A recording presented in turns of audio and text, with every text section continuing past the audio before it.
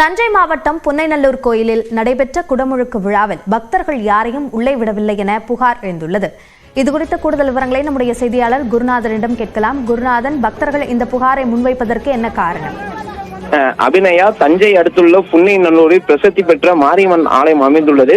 தமிழகத்தில் உள்ள பிரசித்தி பெற்ற அம்மன் ஆலயங்களில் இதுவும் உண்டு. சுமார் 40க்கும் மேற்பட்ட கிராமங்களின் குலதெய்வமாகவும் விளங்கி வருகிறது. இங்கு அம்மன் புற்றுமணால் ஆனதால் அபிஷேகம் எதுவும் கிடையாது. 5 ஆண்டுகளுக்கு ஒரு முறை தைலாபிஷேகம் மட்டுமே நடைபெறும். இத்தகைய சிறப்பு வாய்ந்த இந்த ஆலயத்தில் 21 ஆண்டுகளுக்கு பிறகு இன்று குடமுழுக்கு விழா என்பது நடைபெற்றது. இதனை காண 40க்கும் மேற்பட்ட கிராமங்களை சேர்ந்த லட்சக்கணக்கான பக்தர்கள் வந்தனர். ஆனால் பக்தர்களை கோவிலுக்குள் விடவில்லை என பொதுமக்கள் குற்றம் சாட்டுகின்றனர்.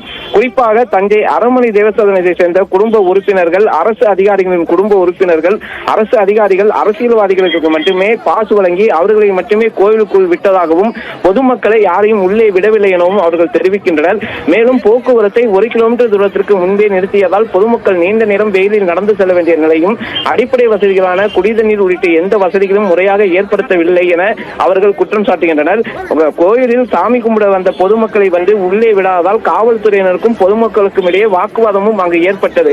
இதனால் அங்கு குடமுழுக்கு விழாவில் சலசலப்பான ஒரு சூழலே காணப்பட்டது. அபிநயா, விரிவான விவரங்களுக்கு நன்றி குருநாதன்.